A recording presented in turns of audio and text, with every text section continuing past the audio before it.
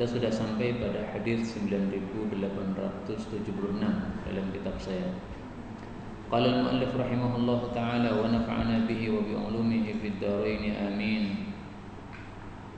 Ruwiya an Rasulillah sallallahu alaihi wasallam annahu qala la halima, tidak ada orang yang aris illa kecuali dzu ufratin, orang yang pernah tergelincir, wala hakima, dan tidak ada orang yang bijaksana illa dzu tajribah, kecuali orang yang memiliki pengalaman. Hadis ini diriwayatkan Tirmidzi, disahihkan Suyuti, tetapi didhaifkan Al-Albani. Kalau menelik sanadnya, memang hadis ini dhaif, karena hadis ini diriwayatkan oleh Darraj Abu Samah dari Abul Haytham. Al-Imam Abu Dawud mengatakan bahwasanya Darraj ini hadis-hadisnya mustaqim, hadis-hadisnya baik, illa makana an Abil Haytham, kecuali kalau dia meriwayatkan dari Abul Haytham, maka derajatnya dhaif. Nah, ini termasuk hadis yang diriwayatkan oleh Darraj dari Abul Haytham, berarti ini termasuk hadis yang dhaif ya. Tapi isinya bagus ya, bahwasanya orang yang punya sikap aris adalah yang dulu pernah tergelincir. Nah, dari tergelincirnya itu dia mengambil pengalaman, akhirnya dia punya sikap aris. Aris itu tidak mudah marah atau tidak mudah menghukum ya, karena dia sendiri pernah tergelincir. Nah, maka dia melihat orang tergelincir, ya dia sama, saya juga pernah tergelincir sama seperti dia. Nah, maka dia bisa memaafkan, mudah memaafkan, tidak mudah marah. Demikian juga wala hakima illa dzu tajribah, yang punya pengalaman dialah yang biasanya bijaksana. Nah, maka ulama kalau ada yang tua sama yang muda, ini kita dihasum untuk mencari ilmu dari yang tua. Bukan berarti dilarang dari mencari ilmu dari yang muda ya, karena yang muda biasanya lebih energik, tapi yang tua itu lebih dalam ilmunya dan juga lebih banyak pengalamannya. No, nggih Pak. Ada yang kadang mengatakan pengalaman itu adalah guru terbaik. Nah, pengalaman guru terbaik, betul. Sehingga kalau kita bertemu dengan orang sepuh, itu bagusnya kita mengambil pengalaman beliau.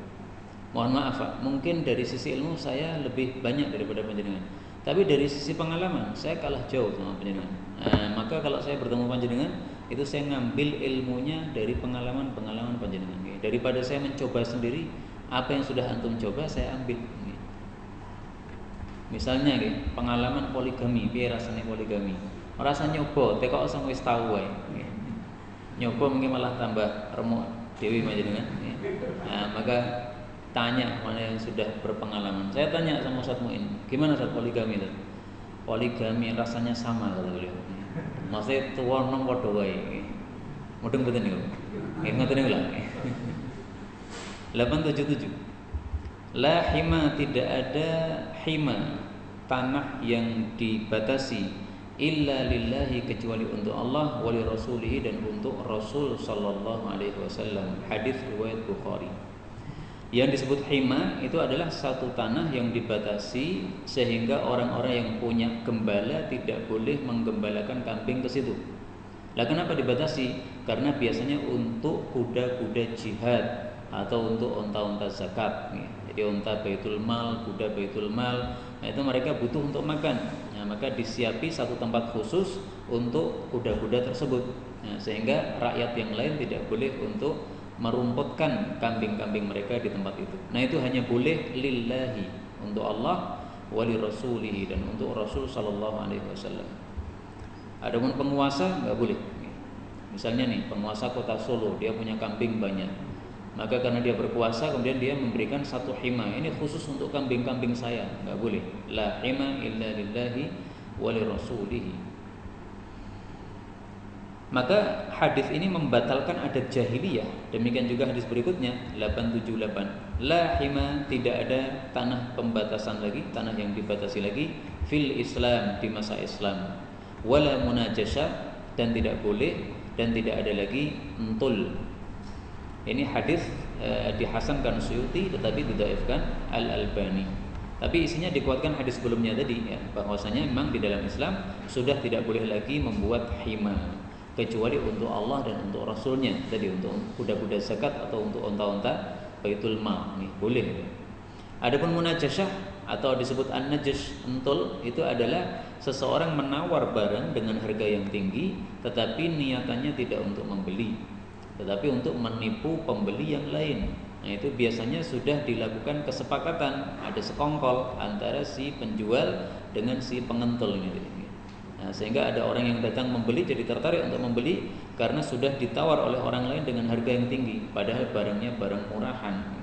Ini namanya entul seperti ini haram karena termasuk gharar. Sementara dalam jual beli kalau ada salah satu dari 3 sebab ini haram, ya. Ada riba haram, ada gharar haram, ada kezaliman juga haram. 879.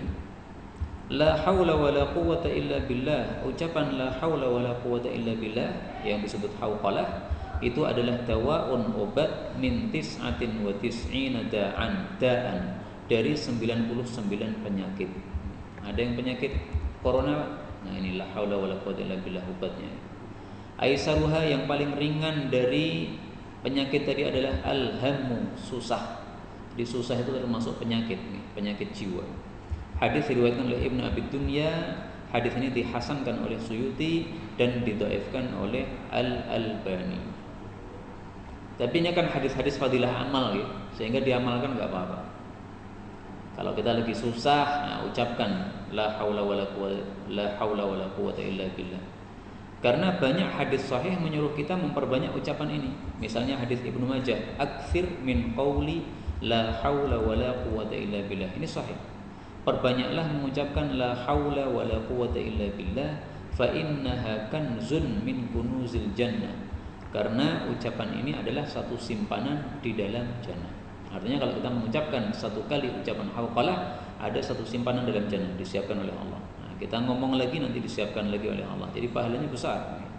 Nah, maka anggaplah hadis tadi dhaif, enggak masalah diamalkan, isinya hanyalah fadilah amal.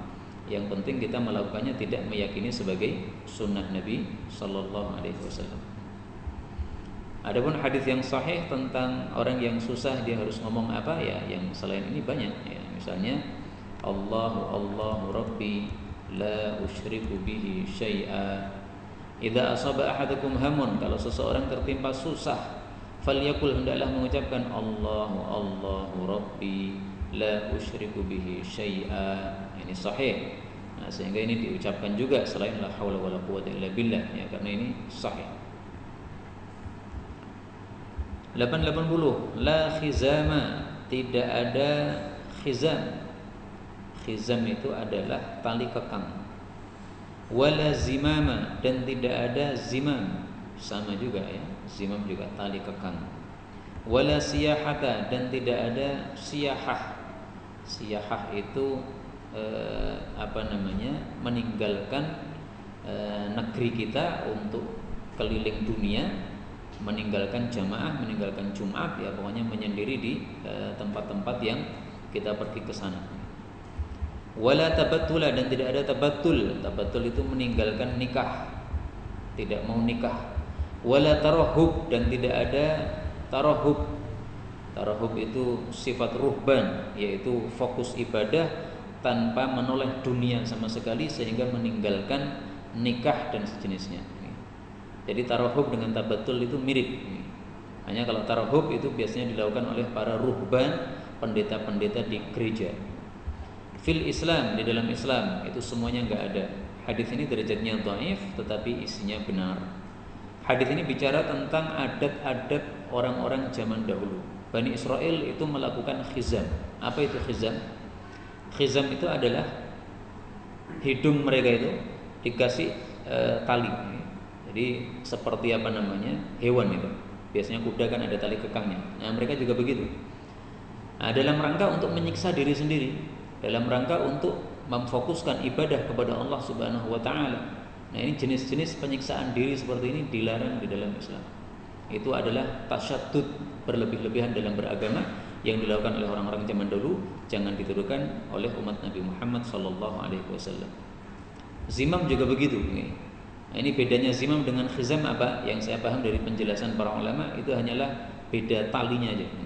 Tapi maksudnya sama, yaitu ditali pada bagian hidungnya, yaitu untuk penyiksaan diri sendiri. Demikian juga dilakukan oleh para tuan-tuan kepada budak-budak mereka untuk menyiksa budak mereka. Jadi budak itu diserupakan dengan kambing atau dengan kuda. Jadi terserah majikannya mau diapakan, sehingga mau ditarik ke sana pakai tali kekang tadi. Ini penyiksaan seperti ini tidak diperbolehkan. Nah, siyahah ini sering dilakukan oleh orang-orang sufi yang sesat. Saya katakan sufi yang sesat karena ada sufi yang tidak sesat. Sufinya Imam Junaid, sufinya ulama-ulama dahulu, itu hanya membersihkan hati aja, tidak meninggalkan syariat. Tapi kalau sufi sekarang sesat mereka. Karena saya pernah ketemu orang sufi, dia pekerjaannya hanya keliling dunia, berjalan ke sana kemari. Saya tanya, apa yang antum dapatkan? Saya sering dapat wahyu. Loh, wahyu apa ini? Sering dapat suara-suara. Nah, itu katanya suara wahyu. Ngawur, itu suara setan nih. Saking bingungnya mau mete, akhirnya terdengar suara-suara setan. Saking keluwen, akhirnya terdengar suara setan. Itu namanya wangsit. Wangsit. Wangsit itu wang sulane setan. Wangsit itu mendapatkan wang sulane setan. Kalau disebut wahyu ya benar, wahyunya setan. Nah, maka wahyu wangsit tadi itu gara-gara siyahah. Nah, siyahah seperti itu, masya Allah, orangnya kotor sekali karena tampaknya nggak pernah mandi juga. Saya juga nggak tahu apakah dia sholat atau tidak. Kalau sholat kok wajahnya begitu kotor, padahal sholat kan wudu setiap saat. Nah, sehingga itu siyahah yang tidak sesuai sunnah Nabi Sallallahu Alaihi Wasallam. Kalau mau siyahah, siyahahnya umat Nabi adalah jihad, pergi ke sana kemari untuk jihad, itu siyahah. Atau seperti jamaah tabligh, pergi ke sana kemari untuk dakwah, ngajak orang yang tidak sholat untuk sholat. Nah, itu bagus itu.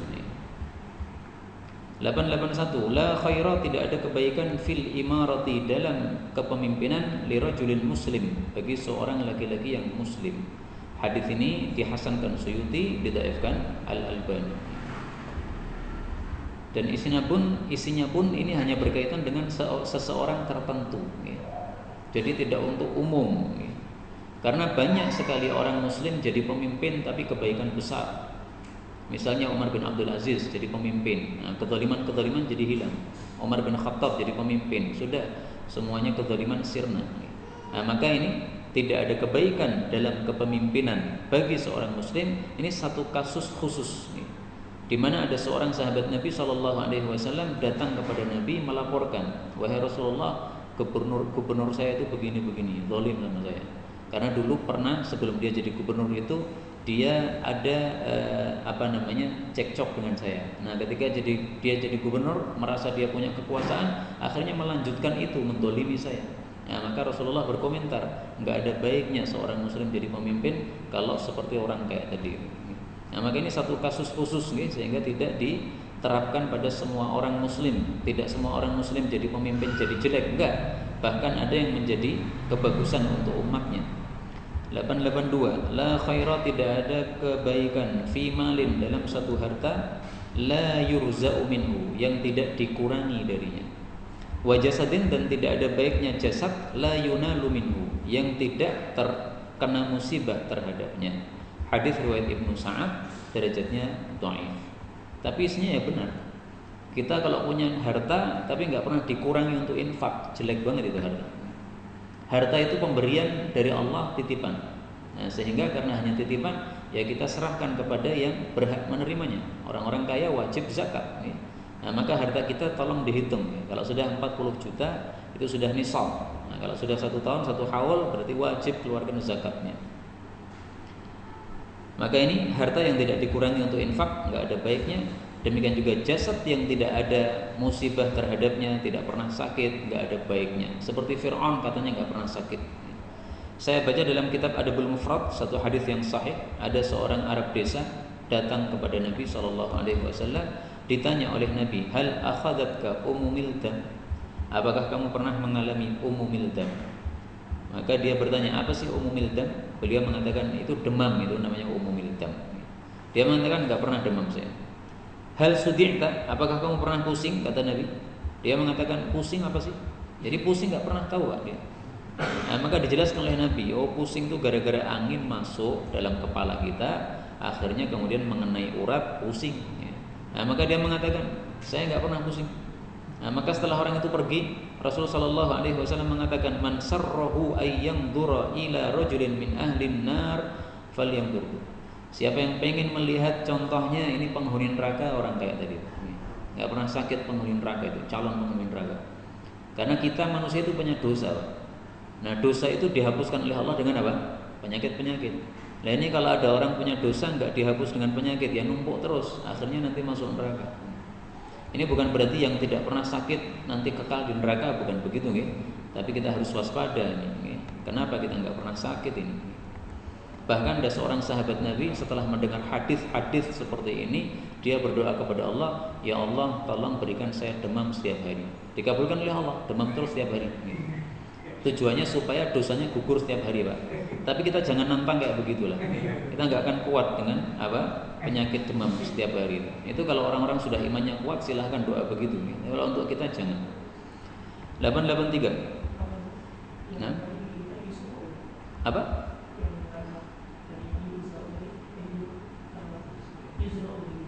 Oh, yuzra'u. Mestinya yurza'u ya. Mestinya yurza'u, tapi nanti saya lihat lagi dalam kamus. Karena roza'a itu artinya naqasa, mengurangi. La khaira, tidak ada kebaikan fiman bagi orang yang la yadhif atau la yudhif, tidak memberikan jamuan makan kepada tamunya, dari kata-kata dhaif. Hadis diriwayatkan oleh Imam Ahmad. Jadi kalau ada tamu, hendaklah kita memberikan jamuan kepada tamu tadi. Tidak harus makanan. Minuman 1 gelas meskipun air putih itu sudah jamuan, enggak ada masalah. Yang penting ada sesuatu yang disuguhkan kepada tamu kita. Tapi tamu itu siapa sih? Nah, tamu itu menurut guru kami Syekh Al-Utsaimin, an-nazil inda ghairihi, orang yang singgah pada orang lain, qasidan lahu, yang memang bertujuan ke situ. Tetapi kalau hanya mampir saja, melewati satu kampung kemudian teringat, oh ini ada teman saya di sini, mampir. Nah, itu namanya bukan tamu. Itu namanya zair, orang yang berziarah. Tapi kalau dari rumahnya memang keluar untuk apa? Untuk ke sana. Saya pengen ketemu sama orang itu. Nah, itu namanya dhaif, namanya tamu. Seperti yang biasa dilakukan di Indonesia hari raya. Hari raya biasanya orang dari rumahnya memang sengaja mau ke rumah orang tersebut, nah, temannya. Maka ini termasuk dhaif, termasuk tamu yang hendaklah dimuliakan dengan jamuan. 884. La radha'a, tidak ada penyusuan, maksudnya tidak ada penyusuan yang menyebabkan mahram illa kecuali ma fataqa, apa yang meluaskan al-am'a, perut besar. Hadis riwayat oleh Ibnu Majah sahih.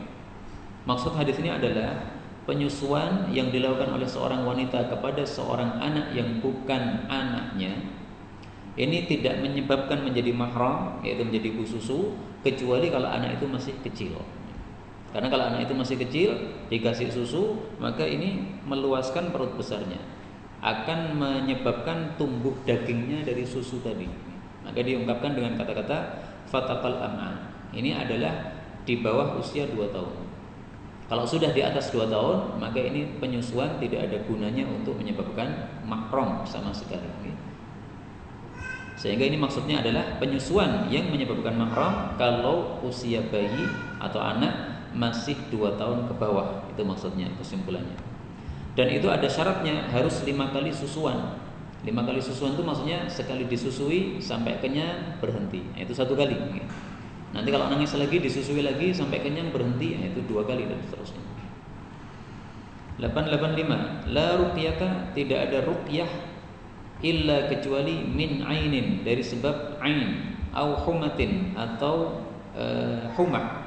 Humah itu adalah bisa dari hewan-hewan berbisa, ular, kemudian kalajengking dan sebagainya. Au damin, atau dari darah. Hadis diriwayatkan oleh Imam Muslim. Maksudnya la ruqyata, tidak ada ruqyah. Itu maksudnya tidak ada ruqyah yang lebih bermanfaat daripada ruqyah terhadap 3 penyakit ini. Penyakit ain, maka kalau diruqyah ini paling bermanfaat. Kemudian juga kalau ada kalajengking menyengat kita, nah kalau diruqyah ini paling bermanfaat, ruqyah paling bermanfaat. Kemudian darah. Nah, darah itu contohnya misalnya mimisan. Nah, maka kalau ada anak mimisan enggak berhenti, diruqyah aja. Meruqyahnya gimana? Gampang. Malaikat Jibril sudah mengajarkan kepada kita cara meruqyah. Maka boleh pakai ruqyahnya malaikat Jibril. Bismillahirrahmanirrahim. min kulli syai'in yu'dhik wa min syarri kulli nafsin wa 'ainin hasid bismillahi arqiq wallahu yashfik. Ini kalau terlalu panjang diringkas nggak apa-apa. Bismillahi arqiq wallahu yashfik, ya nggak apa-apa. Diambil yang paling terakhir ini. Bismillahi arqiq, dengan nama Allah aku meruqyah kamu. Wallahu yashfik, Allah yang akan menyembuhkan kamu. Nah, diulang-ulang. Peng 100 nggih mboten napa-napa. 7 kali juga nggak apa-apa, 10 kali nggak apa-apa, bebas karena di sini nggak ada disebutkan berapa kali. Bismillahi arqiq wallahu yashfik. Bismillahi arqiq wallahu yashfik. Insyaallah bermanfaat. Untuk 3 ini tadi, ain. Jadi ada seseorang melihat dengan takjub menyebabkan orang yang dilihat itu jadi terkena musibah, atau humah, yaitu sengat, hewan bersengat atau darah. Tapi ini bukan berarti tidak ada ruqyah selain 3 ini, bukan. Ini maksudnya tidak ada ruqyah yang lebih bermanfaat daripada 3 ini. Tapi ruqyah untuk segala penyakit boleh, karena disunahkan oleh Nabi SAW. Tidak harus 3 ini. Nah, maka la ruqyata itu maksudnya la ruqyata anfa'. Tidak ada ruqyah yang lebih manfaat daripada 3 ini.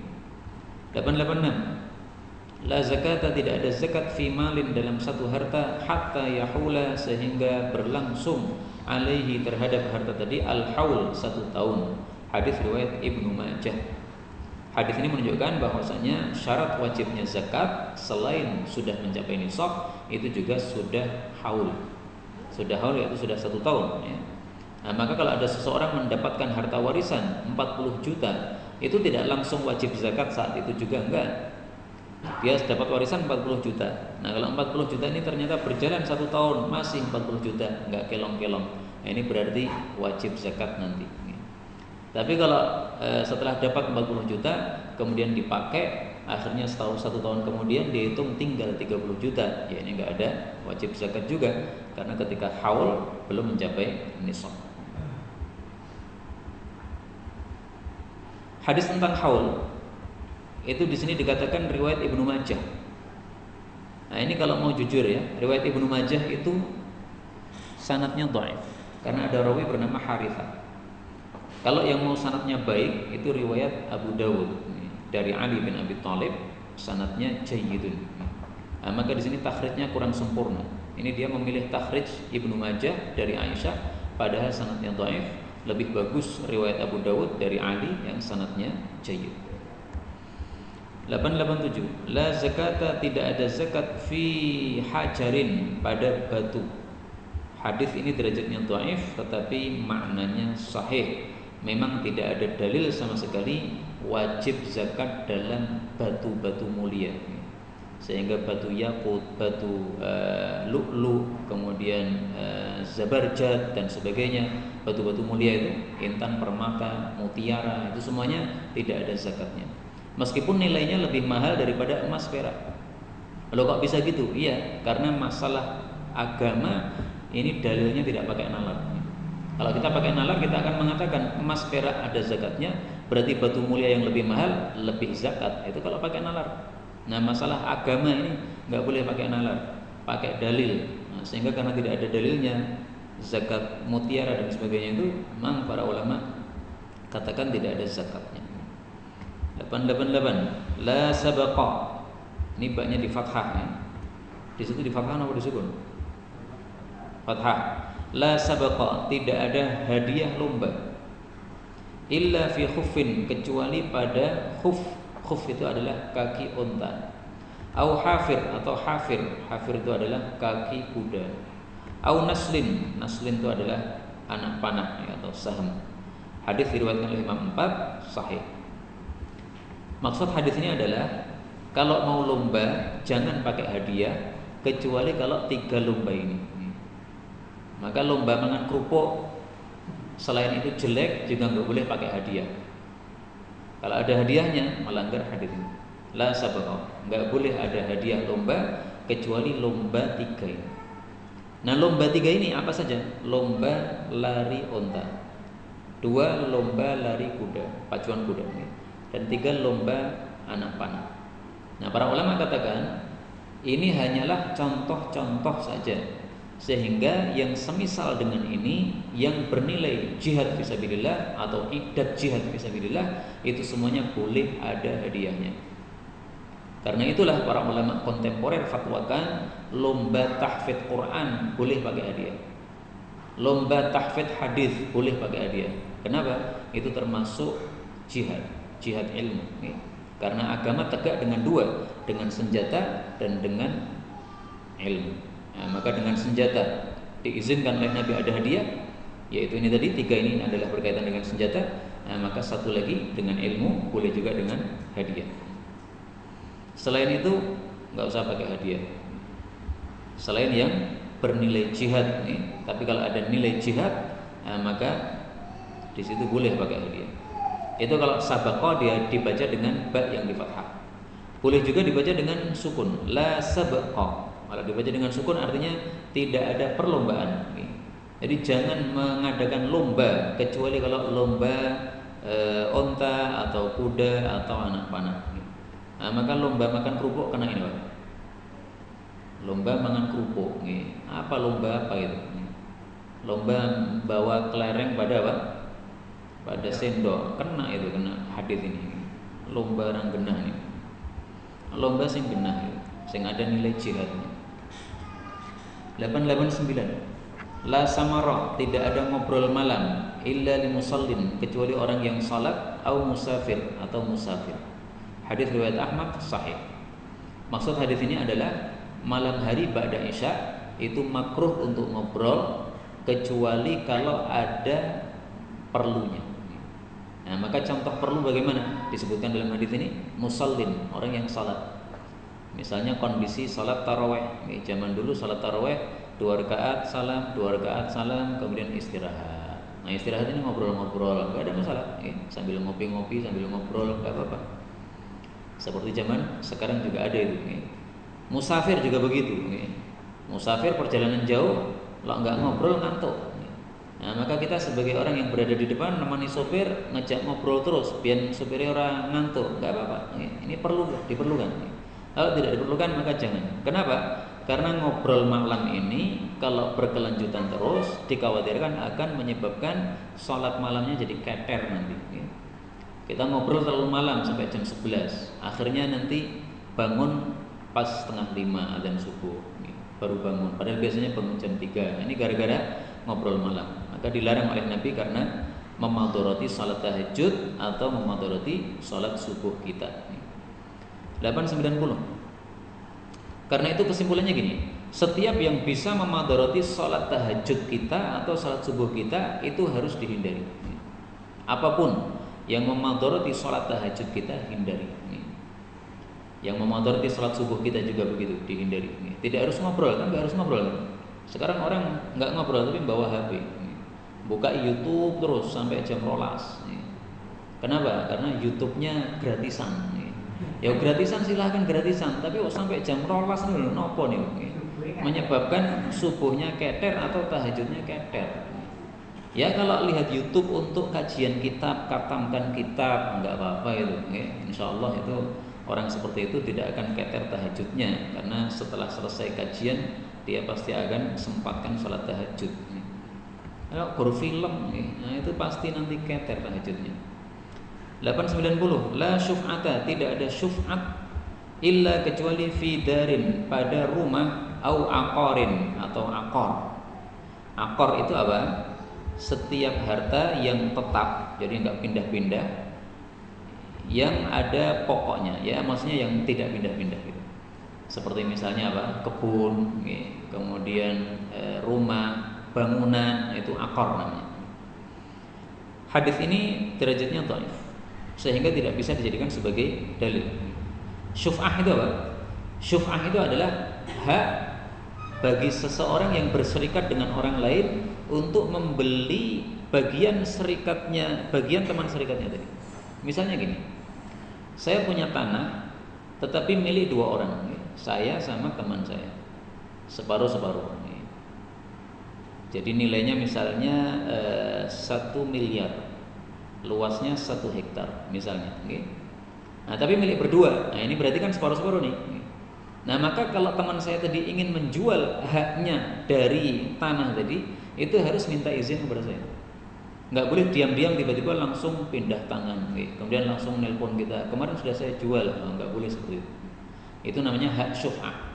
Dia harus menawarkan kepada saya dulu, Afan, saya lagi butuh duit ini tanah mau saya jual. Kamu mau beli nggak? Kalau mau beli ya kamu bayarkan. Nah kalau saya tidak mau beli, maka boleh dia menjual kepada orang lain. Itu namanya syuf'ah. Nah hadis ini mengatakan tidak ada syuf'ah itu kecuali kalau dar au aqar, rumah atau akor yang tidak pindah-pindah. Tapi kalau yang bisa pindah, misalnya mobil dan sebagainya, itu nggak ada hak syuf'ahnya. Nah, tapi karena hadis ini dhaif, sehingga hadis ini tidak bisa dijadikan hujjah. Karena itu yang benar apa? Syuf'ah itu berlaku dalam segala barang. Termasuk mobil juga, kalau ada dua orang berserikat beli satu mobil, maka dia tidak boleh menjual haknya kecuali harus memberitahukan kepada teman serikatnya. Saya butuh duit nih, mobil mau saya jual. Kalau diparuh kan nggak mungkin nih, harus dijual kan? Maka harus bilang dulu kepada teman serikatnya. Itu namanya hak syuf'ah. Hikmahnya apa? Kenapa harus minta izin kepada teman serikatnya?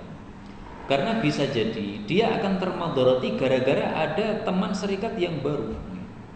Dia sama kita nyaman karena sudah akrab. Nah, begitu kita jual kepada orang lain, ternyata orangnya tukang gabrul, zalim. Nah, dia gara-gara berserikat dengan orang yang tukang gabrul, jadi susah dia. Ini namanya kezaliman terhadap teman kita, teman serikat kita. Itu hikmahnya kenapa dilarang. 891, la syai'a, tidak ada sesuatu pun aghyar yang lebih cemburu minallahi ta'ala, daripada Allah ta'ala. Hadis muttafaqun alaih. Cemburunya Allah itu dijelaskan dalam hadis yang lebih lengkap, ya. Kata kuncinya wa ghairatullahi, dan cemburunya Allah adalah ayyatiyal mu'minu, bahwasanya orang beriman itu melakukan ma harramallahu alaih, apa yang Allah haramkan. Jadi gini, kita ini kan sudah terlanjur beriman. Orang beriman itu harus cinta sama Allah gitu. Nah kalau kita melakukan maksiat kepada Allah, itu sama dengan nggak cinta sama Allah, tapi lebih cinta kepada apa yang kita lakukan tadi. Nah itu cemburunya Allah di situ. Kowe kok cinta kepada selain kowe piye? Itu maksudnya.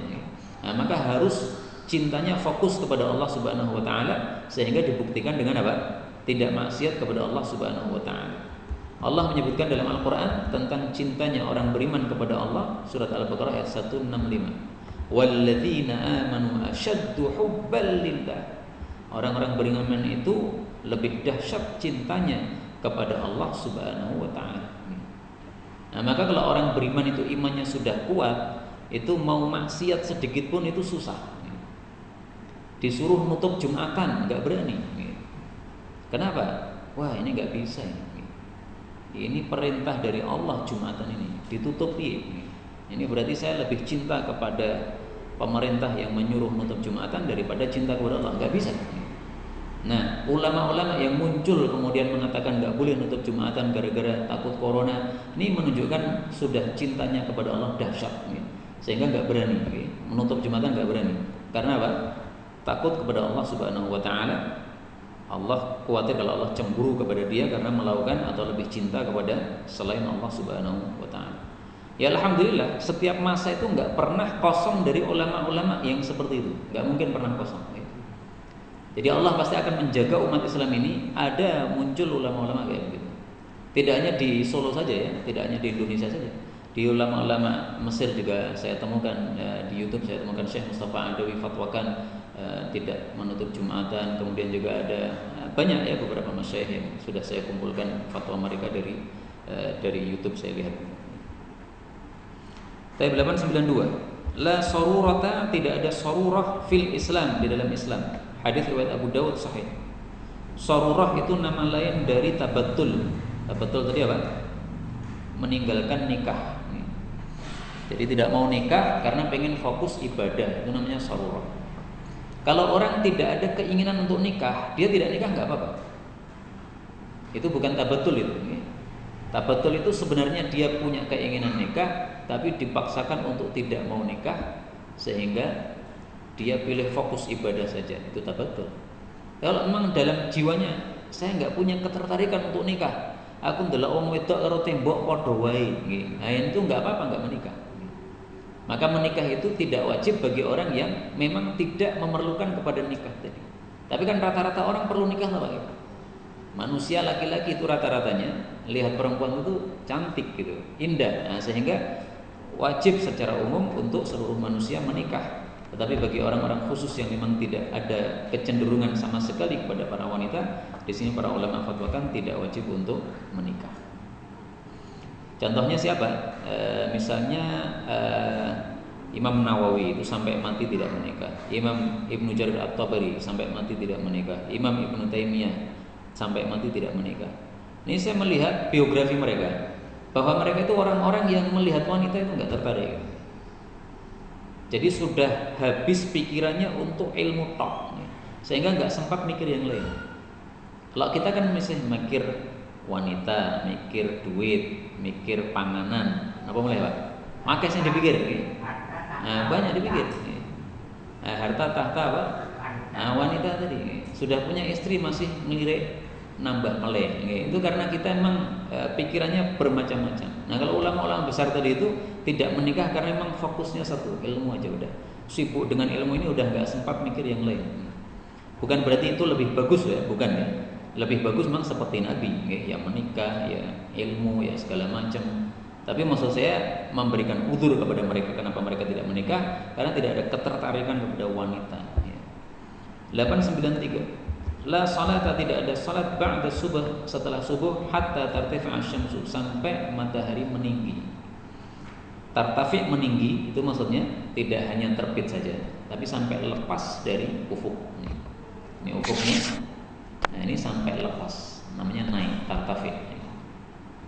Maka kalau matahari masih terbit saja, belum sampai lepas dari ufuk, itu jangan salat. Tunggu dulu sampai lepas, itu baru salat. Wala salat, dan tidak ada salat ba'dal asr, setelah asar, hatta taghruba syamsu, sampai tenggelam matahari. Ini jangan terkecoh dengan hadis yang umum ini ya, karena ada hadis yang lebih khusus yang menjelaskan lebih jelas lagi. Kalimatnya begini, hadis riwayat Abu Daud dari Ali, bahwasanya Nabi SAW naha 'anis shalah ba'dal asr, melarang salat setelah asar, illa wasyamsu murtafi'ah, kecuali kalau matahari masih tinggi. Jadi larangan salat setelah asar itu hanya ketika matahari sudah rendah atau sudah kuning. Dengan kata lain, kalau matahari masih putih ba'da asar itu masih boleh salat. Maka Nabi SAW sebagaimana diriwayatkan oleh Imam Bukhari dan Imam Muslim, setiap pulang ke rumah Aisyah ba'da asar selalu salat 2 rakaat. Selalu. Maka ini dalil bahwasanya ba'da asar salat itu boleh. Yang tidak boleh kalau mataharinya sudah kuning. 894. Nggih. Salat subuh itu biasa kan jangan kira-kira 10 menit setelah terbit itu sudah salat, itu sudah atas. Lah itu sudah lepas atau belum matahari dari ufuk? Intinya kalau belum lepas dari ufuk, maka itu belum waktunya sholat. Jadi harus lepas dulu. Kalau kita tidak bisa melihat karena di Solo ini tertutupi oleh gunung-gunung nih, maka bisa melihat jadwal aja nih. Kapan jadwal lepasnya matahari dari ufuk itu?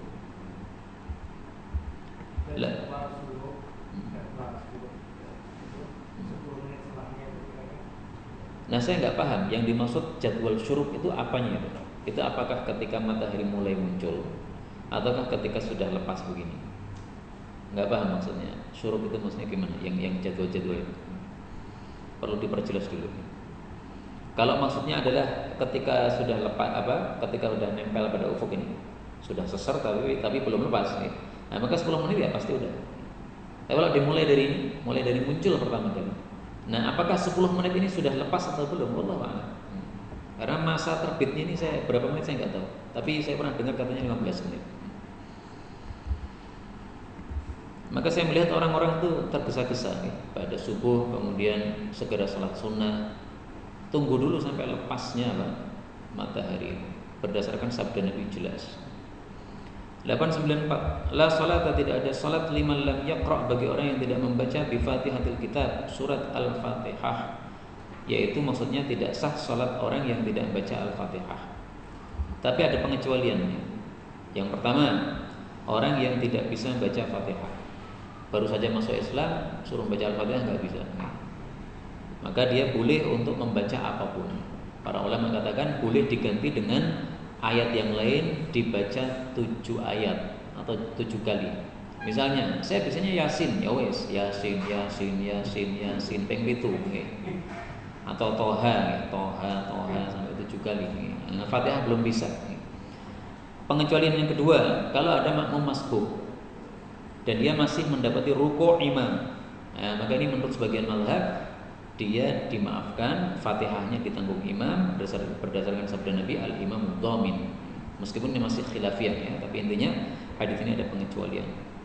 895, la salata, tidak ada salat liman la wudu'a lahu, bagi orang yang tidak ada wudu baginya. Maksudnya salatnya tidak sah. Karena wudu itu adalah, atau suci adalah syarat sah salat. Wala wudu'a, dan tidak ada wudu liman lam yadhkur ismallahi alaihi, bagi orang yang tidak zikir kepada Allah, maksudnya tidak membaca bismillah sebelumnya. Nah, adapun la wudu'a di sini bukan wudunya tidak sah, tapi wudunya tidak sempurna. Jadi saya ulangi ya, la salata itu maksudnya salatnya tidak sah. Adapun la wudu'a ini maksudnya wudunya tidak sempurna. Sehingga wudunya tetap sah tetapi tidak sempurna. Dalilnya apa? Hadis orang yang musik salatahu, orang yang salatnya jelek, kemudian disuruh oleh Nabi SAW untuk mengulangi lagi salatnya. Disuruh berwudu tapi tidak disuruh untuk membaca bismillah sebelum wudu. Nah, berarti kan sudah sah wudu, kemudian salat tanpa membaca bismillah, tapi kurang sempurna. Karena itu sebagusnya sebelum wudu ini kita membaca apa? Bismillah. Kemudian hadis ini disahihkan oleh Al-Albani, oleh Suyuti dan Al-Albani. Tapi secara jujur ini hadisnya diperselisihkan oleh para ulama, sehingga para ulama mengatakan ukhtulifa fi tahsinihi wa tad'ifihi. Diperselisihkan apakah hadis ini hasan ataukah dhaif. Termasuk yang berpendapat dhaif Imam Ahmad. Imam Ahmad mengatakan la a'lamu fit tasmiyati hadisan wa thabitan. Saya tidak mengetahui hadis sahih dalam masalah wajibnya bismillah sebelum wudu. Kalau bismillah sebelum wudu sahih hadisnya, ada hadis itu tawaddu bismillah, ada ya. Tapi kalau wajib wudu, sehingga kalau tidak wudu tidak sah, itu hadisnya tidak ada yang sahih. Nah, sehingga hadis ini masih diperselisihkan oleh para ulama. Karena hadis ini masih diperselisihkan, tidak sangat kuat, tidak bisa dijadikan dalil bahwasanya wudu tidak sah kalau tidak membaca bismillah. Adapun secara fikih hukumnya apa? Menurut mazhab Syafi'i dan mazhab Hanafi hukumnya mustahab, sehingga tidak wajib ya. Adapun Imam Ahmad berpendapat wajib dalam satu riwayat dari beliau. Jadi Imam Ahmad itu mengatakan hadisnya dhaif, tapi beliau berpendapat apa? Wajib. Kok bisa begitu? Ya Imam Ahmad memang punya pendapat bahwa hadis dhaif itu lebih baik daripada sekedar pendapat biasa. Nah, maka karena dalam bab ini tidak ada hadis kecuali yang dhaif, ya sudah pakai oleh beliau. 896. La salata, tidak ada salat bi hadrati ta'am, ketika makanan sudah hadir. Wala, dan tidak ada salat wa huwa, ketika dia yudafi'uhu, mendesaknya al-akhbathan, dua yang buruk, yaitu kencing dan BAB. Hadis riwayat Imam Muslim sahih. Yang dimaksud la salata di sini bukan tidak sah salatnya, tapi tidak sempurna salatnya. Karena ini hanya bicara masalah khusyuk nih. Kalau makanan sudah hadir kita malah salat, pasti enggak khusyuk. Karena itu kalau makanan sudah hadir, maksudnya sudah disiapkan, sudah siap, tinggal makan, nah itu fikihnya adalah salatnya setelah makan. Misalnya buka puasa nih, udah disiapkan oleh istri kita. Meskipun kita tahu bahwasanya qomatnya cepat sekali di sana, nah, makan dulu nggak apa-apa. Telat ya oke, yang penting khusyuk. Demikian juga kalau yudafi'ul akhbathan, terdesak oleh kencing dan berak. Nah, ini salatnya tidak sempurna. Yudafi' artinya terdesak. Berarti ini dahsyat perasaannya itu. Sehingga kalau perasaannya kecil ya, ada perasaan mau kencing tapi kecil ya, sehingga tidak mengganggu salat, itu nggak masalah, nggak apa-apa. Tapi kalau sudah sampai kebelet, nah dipaksakan sehingga nanti salam langsung lari kencing, nah itu berarti apa? Salatnya yang terganggu itu. Nah, kentut termasuk Pak. Itu dikiaskan dengan kencing sama apa? berak tadi. Meskipun Nabi tidak menyebutkan kentut di sini, tapi para ulama mengatakan hukumnya sama ya, karena dikiaskan, karena sama-sama khabith yang bisa mendesak. Sehingga kentut itu ada dua macam. Kentut yang dahsyat, gede, wah itu nggak usah ditahan, udah lepas saja mau, daripada panjenengan nggak khusyuk. Tapi kalau yang kecil sedikit, nah, sehingga kita tahan dikit aja sudah balik, nah itu nggak apa-apa. Bisa tuh Pak, kentut balik, ditahan balik, nggak keluar lagi. Tapi kalau ditahan keluar dikit-dikit, nah itu berarti besar nih, udah nggak usah ditahan. 897 la salat, tidak ada salat li multafitin, bagi orang yang menoleh. Hadis ini derajatnya dhaif. Adapun dari sisi fikih, menoleh ketika salat itu ada beberapa macam. Kalau menolehnya hanya mata saja dan itu diperlukan, maka tidak makruh sama sekali. Boleh dan tidak makruh sama sekali. Kenapa? Pernah dilakukan oleh Nabi SAW, sebagaimana dalam hadis riwayat Abu Dawud. Nabi dalam satu salat subuh, beliau ketika salat ngimam ini sambil lirak-lirik di sini. Karena apa? Waktu itu kondisi perang dan beliau mengirimkan 2 orang sahabat Nabi untuk menjaga di atas sana supaya tidak ada yang menyerang. Nah, kok sampai salat subuh orangnya belum turun, sehingga beliau khawatir ini ada apa ini? Apakah mereka masih jaga atau mereka malah sudah terbunuh oleh musuh? Nah, maka beliau sambil sholat sambil lirik-lirik, barangkali ada musuh datang. Nah, ini seperti ini diperlukan, nggak apa-apa. Kemudian yang kedua, meliriknya wajah, menolehnya wajah gitu. Ini juga diperbolehkan apabila memang terpaksa. Seperti Sayyidina Abu Bakar ketika beliau sedang mengimami, kemudian di tengah-tengah mengimami para sahabat ini tasbih semuanya, tasbih terus. Gitu. Maka Abu Bakar ini bingung, mau kok ditasbih? Nah, beliau menoleh. Nah, ternyata Rasul Shallallahu Alaihi Wasallam yang tadinya sakit nggak ikut sholat jamaah masuk masjid. Nah, baru mengetahui ketika setelah menoleh. Nah, ini karena terpaksa ya nggak apa-apa. Nah, kemudian yang ketiga adalah menoleh dada. Nah, kalau dada ini sampai menolehnya menyimpang dari arah kiblat, ini para ulama katakan sholatnya batal. Jadi misalnya apa? Kita mengambil anak kita tapi noleh membalikkan badan. Kemudian membalikkan badan, ngambil anak kita yang nangis, kemudian kita balik lagi, batal sudah. Kenapa? Sudah berpaling dari kiblat. Tapi kalau hanya geser nggak apa-apa.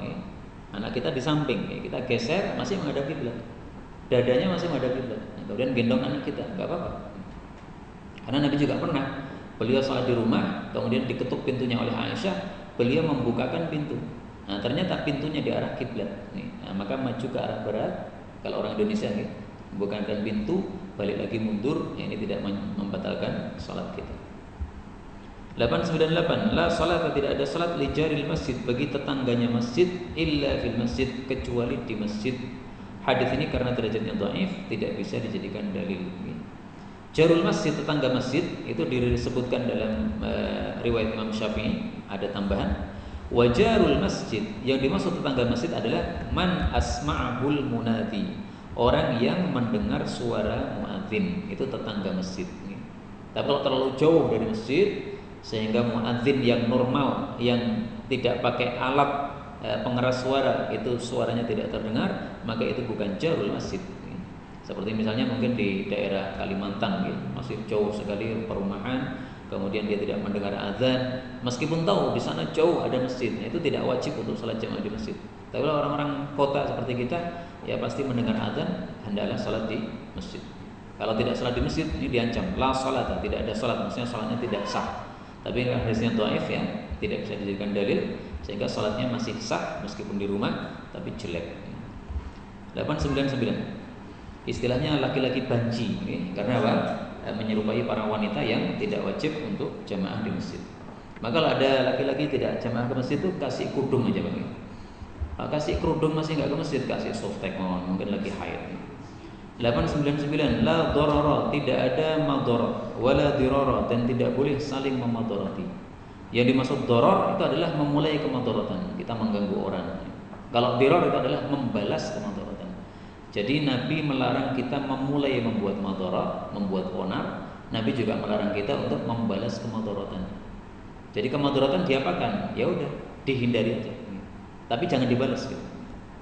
Misalnya nih, kalau kita naruh sepeda sandal kita di luar rumah, nanti oleh salah satu tetangga kita diambil satunya, dibuang, sehingga tinggal satu. Nah, itu jangan dibalas. Wah, awas tak buang penting, nggak usah begitu. Ya udah dihindari aja, naruh sandal jangan di luar rumah, taruh dalam rumah sehingga tangga kita yang nakal nggak akan bisa mengganggu. 990 la dhamana, tidak ada kewajiban menanggung ala mu'taman, bagi orang yang dipercaya atau diamanai. Hadis riwayat Baihaqi, derajatnya dhaif. Adapun secara fikih, maka mazhab Syafi'i dan mazhab Hambali mereka berpendapat sesuai hadis ini bahwa la dhamana 'alal ajir. Kalau ada pekerja atau pegawai, maka dia kalau berbuat salah dalam pekerjaannya tidak menanggung. Misalnya nih, kita punya tukang bangunan, tolong dibuatkan begini. Ternyata pekerjaannya salah. Nah, dia tidak menanggung kesalahan itu. Tidak boleh kita mengatakan kamu harus mengganti rugi. Kecuali kalau dia teledor, sudah dijelaskan ini nanti masangnya begini, jangan dipasang begini. Udah jelas, udah nggih. Tapi ternyata ketika masang semau dia. Nah, maka kalau semau dia itu boleh kita untuk meminta ganti rugi. Kamu yang menyebabkan saya rugi, ini harus ngubah lagi. Tapi kalau dia tidak punya teledor dalam hari ini, maka tidak boleh kita meminta dia ganti rugi. Saya dulu pernah bawa mobil, minta supaya ban luar diperbaiki, diganti yang baru. Nah, oleh tukangnya dicongkel bannya itu, nyongkelnya terlalu keras, akhirnya mengenai ban dalam. Ban dalamnya cuil, bolong. Nah, maka saya rugi karena ban dalam itu barusan saya beli. Kecongkel dia akhirnya bolong. Nah, tapi dia mengatakan, wah mohon maaf nih, ini tidak sengaja, ini kena ban dalamnya, tapi bisa diakali katanya. Gimana Pak? Ini bannya dibuat saja tubeless saja. Nah, akhirnya dibuat tubeless sehingga nggak perlu ban dalam. Nah, sehingga saya tidak rugi, dia juga tidak rugi. Dia tidak mengganti ban saya yang ban dalam tadi yang dia rusakkan. Saya tidak meminta tanggung jawab dari dia karena memang dia tidak teledor, ya mungkin karena meleset saja. Nah, maka sesuai dengan hadis ini, la dhamana ala mu'taman. Kita sudah percaya sama dia, tolong ini digarapkan ban saya. Udah, maka dia tidak wajib untuk dhaman, untuk menanggung kalau ada kesalahan, selama kesalahannya bukan dari keteledoran dia. Inilah yang dapat kita baca pada malam hari ini. Benarnya dari Allah Subhanahu wa taala, dan apabila ada salahnya fa astaghfirullahal azim li wa lakum. Subhanakallahumma rabbana bihamdika asyhadu an la ilaha illa anta astaghfiruka